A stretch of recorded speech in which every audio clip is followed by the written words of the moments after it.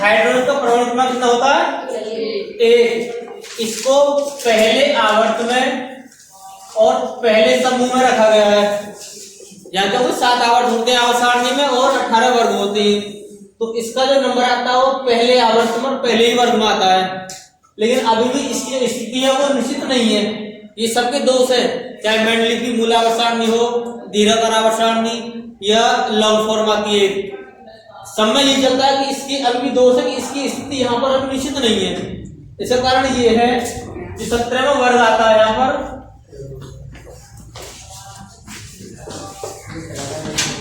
17वां वर्ग से बोलते हैं हैलोजन। इसके गुण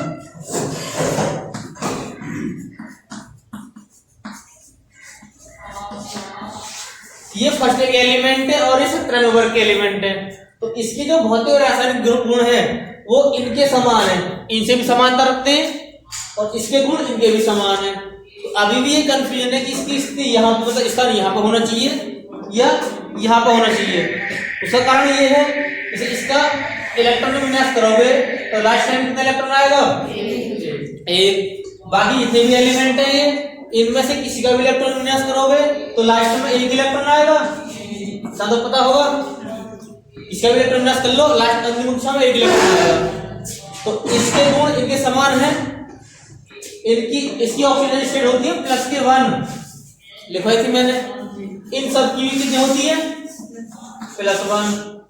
तो समानता हो गई। अब इनकी देखो, इनकी लास्ट कक्षा में होती है 7 इलेक्ट्रॉन, तो एलिमेंट है ये, तो इनको अपनी लास्ट कक्षा कंप्लीट करने के लिए कितने इलेक्ट्रॉन चाहिए? 1 चाहिए। इसी कक्षा में 1 इलेक्ट्रॉन है, तो पहली कक्षा कंप्लीट करने के लिए कितना इलेक्ट्रॉन चाहिए? 1 तो इसके पास में है, 1 और चाहिए, पहली कक्षा कंप्लीट हो जाए इसकी, तो इसको भी 1 इलेक्ट्रॉन की आवश्यकता है और इसको भी 1 इलेक्ट्रॉन की आवश्यकता है। अब जब ये हाइड्राइड बनाता है, हाइड्राइड का मतलब जैसे कहीं लिखा हुआ NaH, ये सोडियम हाइड्राइड, तो यहाँ पर जो इसकी ऑक्सीडेशन स्टेट होगी मतलब ऑक्सीकरण अवस्था वो -1 होगी। नॉर्मल तो इसकी +1 होती है, लेकिन जहां ये हाइड्राइड बनाएगा वहां पे हाइड्रोजन की ऑक्सीजन संख्या -1 ली जाती है। अब इसकी -1 हो गई, इन सब की -1 होती है, क्योंकि अनुचय पूर्ण करने के लिए इनको 1 इलेक्ट्रॉन चाहिए, तो इसकी -1 हो गई। तीसरा ये हाइड्रोजन गैस है, ये भी सब हैलोजन, ये भी गैस है, तो इसके गुण दोनों के समान होते हैं। काउंट में यही आता है, लेकिन यहाँ इसका स्थान निश्चित नहीं है। समझ में आ गया? तो क्यों निश्चित नहीं है? क्योंकि हाइड्रोजन के जो गुण हैं वो पहले वर्ग और 17वें वर्ग दोनों से समानता रखते हैं। ठीक है,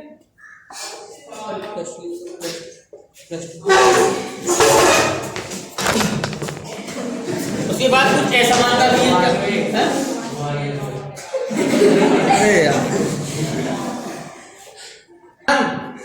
यहाँ इसका निश्चित नहीं है, उसका कारण पता चल गया। अब देखो इसका आवर्त सारणी में स्थान की विवेचना करते हैं।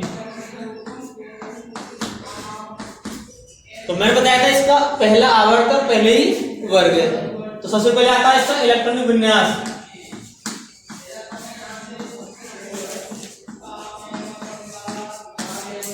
कितना होगा इसका? 1 या 1s1। तो ये कौन से ब्लॉक का एलिमेंट हो गया? S ब्लॉक का, क्योंकि इसका जो 1 इलेक्ट्रॉन है वो S कोश में जाता है। दूसरा होता है इसकी प्रकृति। प्रकृति क्या है? ये गैस है, ठोस है, द्रव है? गैस। तो इसका जो अस्तित्व होता है वो 2 परमाणुओं में होता है, H2 में। ध्यान रखना, जहां भी कोई भी गैस होगी वो हमेशा 2 परमाणु के रूप में लिखी होगी, H2, N2, Cl2, O2, क्योंकि गैस का अस्तित्व 2 परमाणु में होता है, एक में नहीं होता। बाकी जो अधातु होती हैं या धातु होती हैं वो एक ही परमाणु में होता है। उसके बाद में आती है धन विद्युत लक्षण।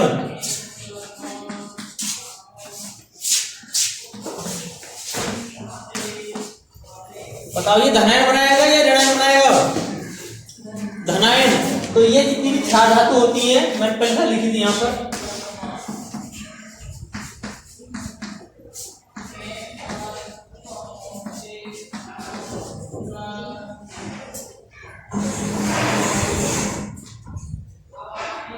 इन सब की समान होती है। हाइड्रोजन के पास एक इलेक्ट्रॉन होता है और वो एक इलेक्ट्रॉन को त्याग कर क्या बनाती है, धनायन बना देती है। ऐसे ही सेम जितने भी एलिमेंट है सबकी प्रकृति यही होती है कि वो अपनी अंतिम कक्षा के इलेक्ट्रॉन को त्याग कर एक धनायन बना देते हैं। Li प्लस एक इलेक्ट्रॉन हो जाएगा। सोडियम के पास भी एक इलेक्ट्रॉन त्याग देगा। जितने भी है एलिमेंट्स है सारे अपने लास्ट कक्षा के इलेक्ट्रॉन को त्याग देते हैं और धनायन बना लेते हैं। अब ये आयन बन गया। देखो एक क्वेश्चन आता है H और H प्लस या Na और Na प्लस, इन दोनों में क्या अंतर है, दोनों को क्या बोलोगे? एक है सोडियम Na, एक Na प्लस, बताएगा कोई भी? इनका नाम क्या है?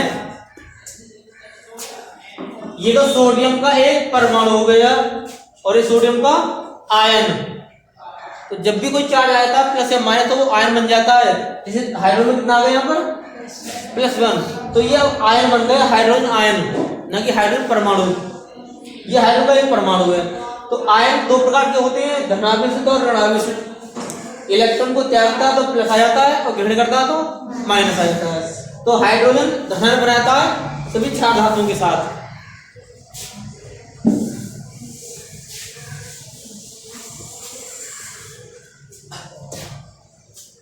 उसके बाद आती है विद्युत ऋणात्मकता। क्या होती है?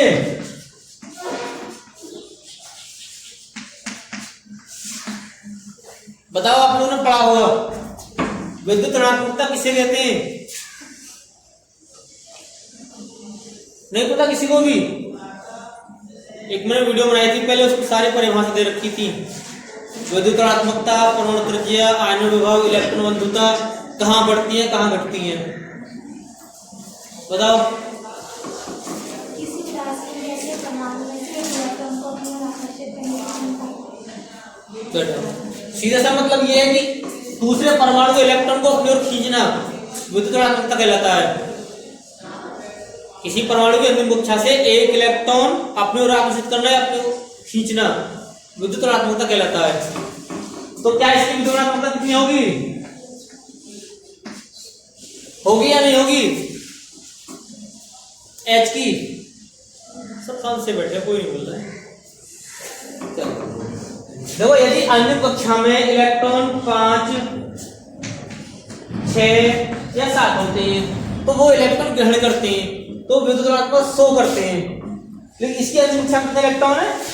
1। तो ये इलेक्ट्रॉन ग्रहण नहीं करता, ये इलेक्ट्रॉन त्यागता है। केवल वहां जहां ये हाइड्रोजन बनाएगा वहां ये विद्युत ऋणात्मकता शो करेगा, याद रखना। बाकी कोई भी अगर इसका कंपाउंड है, कोई CH4 है या C2H6 है, H2O, तो इन यौगिकों में ये विद्युत ऋणात्मकता शो नहीं करता क्योंकि इलेक्ट्रॉन त्यागता है। केवल वही शो करेगा जहां ये हाइड्रोजन बनाएगा। जैसे NaH था, CaH2, इस प्रकार के यौगिकों में शो करेगा ये। अब एक परमाणु तो इतना तो सीधे घटेगी नहीं बढ़ेगी। यदि पूरा वर्ग लिया जाएगा तो उसकी घटेगी या बढ़ेगी? एक ही एलिमेंट है ये तो, ठीक है। उसके बाद आया आयन विभव।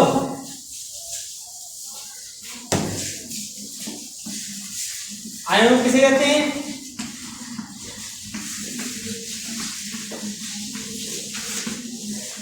ये इसका अपोजिट है।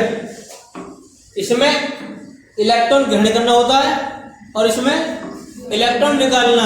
किसी परमाणु की अंतिम कक्षा से एक इलेक्ट्रॉन निकालने के लिए जितनी ऊर्जा की आवश्यकता होती है वो आयन विभव होता है, ठीक है। तो इसका आयन विभव कितना होगा?